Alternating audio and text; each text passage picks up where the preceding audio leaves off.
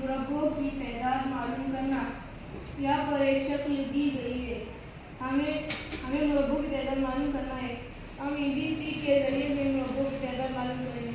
सबसे पहले हम आधे मुरब्बों में नंबर डालेंगे 1 2 3 4 और हम अभी इन नंबरों के मुरब्बों की जमा करेंगे।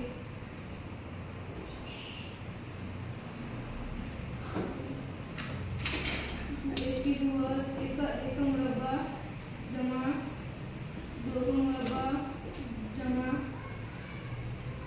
3 का मुरब्बा जमा 4 का मुरब्बा और हम इन मुरब्बों की जमा करेंगे।